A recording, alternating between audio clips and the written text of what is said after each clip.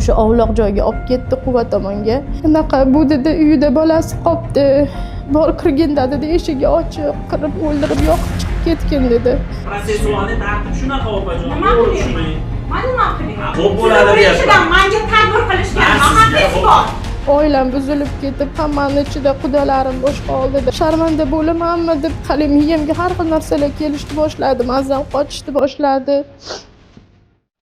Ayni paytda farg'onalik Mohinur Xoliqnazarova va uning singlisi Mahliyo Umarovaga nisbatan ichki ishlar organlari xodimlari tomonidan noqonuniy xatti-harakatlar sodir qilinganligi yuzasidan tarqalgan xabar muhokamalar markazida bo'lib turibdi. Bir qarashda tomoshabinda haqiqatan ham Kun.uz'dagi ayol Mohinur Xoliqnazarova jabrdiyda qonun ustuvorligini ta'minlashga urinayotgan farg'onalik xodimlar esa g'irt qonunbuzardek tasavvur uyg'otadi. Lekin bilingki, har bir holat qonuniy asos va dalillarga borib taqalgan. Faqat bularni ochiqlashga qonunning o'zi yo'l qo'ymaydi. Sababi hozir tergov harakatlari davom etyapti. Biz esa buni bilgan holda qonuniy asos bilan gapiramiz. Ma'lum bo'lishicha, Farg'ona viloyati Ichki ishlar boshqarmasi uyushgan jinoyatchilikka qarshi kurashish bo'limi xodimlari tomonidan olingan tezkor ma'lumotga ko'ra, 1983-yilda tug'ilgan Nazokatxon Shukurova o'ziga tegishli bo'lgan Farg'ona shahrida joylashgan bolalar bog'chasini 2025-yilning aprel oyida oylik ijara narxi $1000 evaziga Mohinur Xoliqnazarovaga beradi. $1000 berdim. Og'zaki shartnoma o'zaro gaplashdik. U ham telefonda men uzoqroq dedim. Keyin shundan keyin bir hafta o'tdi, men keldim. Kelsam, ustalar olib kelgan, u o'zi bog'cha holatda hamma jihozi bilan tayyor xona bo'lgan. Ikkinchi etajim, birinchi etajim ham o'sha emulsiya holatda yaxshi. Nimasi holati yaxshi edi. Kelsam, u aytdi, o'sha dollarga chizilgan rasmlarim bor edi bog'chada, ular hammasini o'chirib tashlagan, oppoq qilib klinika qilib qo'ygan aytdi. Keyin shu bilan nima qilishni bilmadim. Nimaga bunaqa qilib qo'ydingiz, bu bog'chaga o'xshamay qolibdi desam, ha yo'q, men o'zimga shunaqa mosladim dedi. Xullas shu bilan opa iltimos 1-2 oy o'tib bering, men uncha ketdi pulim, buncha ketdi qiladi. Ana mendagi odamgarchilik yuzasidan endi yaxshi inson shekilli deb o'ylab, xo'p deb rozi bo'ldim. Arada men o'sha boshlanishiga $1000 oldim aprel oyida. Keyin may oyida, iyun oyida men undan pul olmadim. Oradan biroz vaqt o'tib esa ushbu shaxs bog'chadan yaxshi daromad qila olmasdan bog'cha egasiga qaytarib beradi, ammo qaytib berayotganda bog'chaga $2000 miqdorida kapital ta'mir uchun sarf xarajatlar qilganligini va'd qilib, bog'cha egasidan ushbu pullarni berishni talab qiladi. Ketaman, menga naqa qiling, pullarimni qaytarib bering, remontimni boshqa deydi. Men aytdim, qanday men sizga remontingizni qaytarib beraman? Men sizga remont qiling deganim yo'q edi dedim. Qaytarib ham bermayman pulingizni, meni nabarot chiroyli bog'chamiz, siz nima klinikaga o'xshatib oppoq qilib qilib qo'yibsiz deb gaplashganmiz. Lekin bog'cha egasi unga bog'chaga sarf xarajat qilmasligini avvaldan aytganligini eslatadi va pullarni berishdan bosh tortadi. Voqea shu bilan poyoniga yetmaydi. Menga SMS yozishni boshladi, o'qib boraman, uncha berasan, buncha berasan deyishni boshladi. Nima, opa chiqing dedi. Mayli, men o'sha pulga roziman, narsalarimni olib chiqib ketaman, yuk mashinasi kelyapti dedi. Keyin men xo'p deb tushsam, eshigimni tagida mashinada turibdi. Mashinasiga chiqsam, qarasam, orqada bitta qiz o'tiribdi. Keyin sirazi yurib ketdi. Keyin qayerga ketyapmiz desam, sen dedi, biz bilan o'ynashyapsanmi? Biz dedi, shuncha senga naqa qilsak dedi, yaxshilik qilsak. Sen o'zingdan ketyapsan, biz seni bildik qanaqaligingni, endi bundan ko'proq kerak bo'lsa pul to'laysan, bo'lmasam dedi, o'ylasan, o'lgani ketyapsan deyishdik. Joriy yilning 8-avgust kuni ayol pullarni undirish maqsadida singlisi 1993-yilda tug'ilgan Umarova Mahliyo Rustamjon qizi bilan jinoiy til biriktirib, bog'cha egasini o'zlariga tegishli bo'lgan avtomashinaga o'tkazishib, Quva tumanidagi ovloq joyga olib borishadi. Men dedi, sen uchun buni dedi Toshkentdan chaqirganman, razborshiy dedi. Hozir dedi, mana shu yerda hal bo'lasan. Biz o'zimizni joyimiz bor, olib borayotgan joyimizga olib borib, nima bo'lishini o'sha yerda ko'rasan. Biz dedi o'sha yerga nechtasini olib borib yo'q qilib borganmiz dedi. Keyin har xil erkaklarga telefon qilishni boshladi. Keyin birinchi telefon qildi bitta erkak kishiga, juda ham qisqa gaplashdi. Unaqa bu dedi, uyida bolasi qolibdi. Bor kirgin dedi, eshigi ochiq, kirib o'ldirib yoqib chiqib ketgan dedi.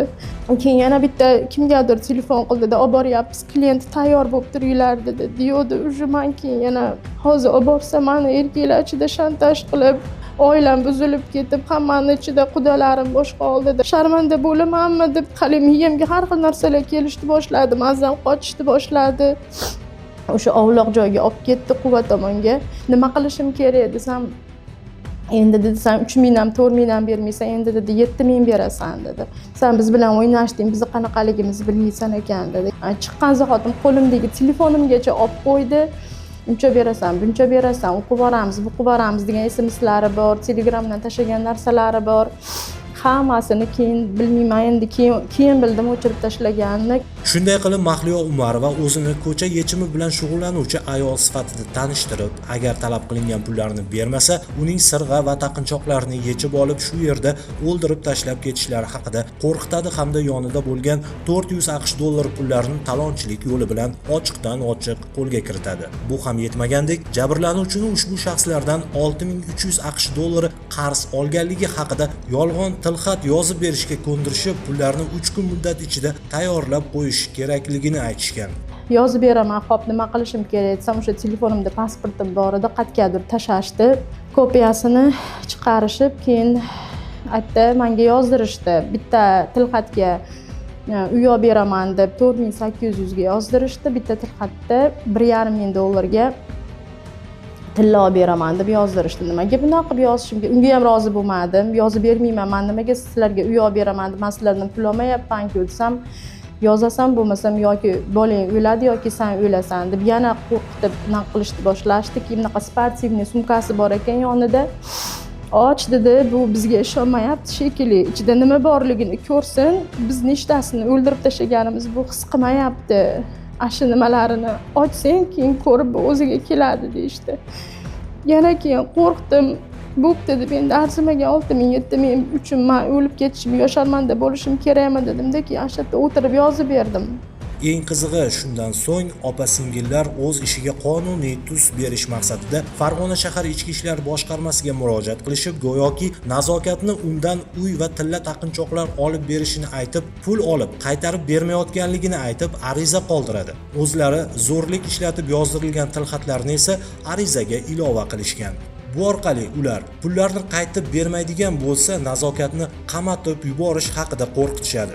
O'tkazilgan tezkor tadbir davomida Mohinur Xoliqnazarova arizachidan 6000 AQSh dollarini olgan vaqtida tadbir ishtirokchilari tomonidan qo'lga olindi.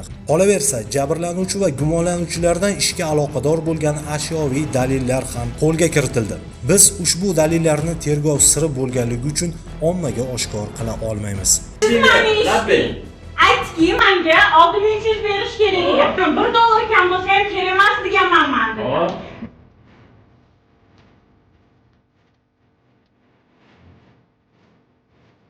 Ushbu fuqaroning arizasi yuzasidan to'plangan hujjatlar Farg'ona viloyati Ichki ishlar boshqarmasi hududida tergov boshqarmasi tomonidan o'rganib chiqilib, mazkur jinoyatni sodir etgan shaxslarga nisbatan O'zbekiston Respublikasi Jinoyat kodeksining 165-moddasi 2-qismi B bandi bilan jinoyat qo'zg'atilib, dastlabki tergov harakatlari olib borishga kirishilgan.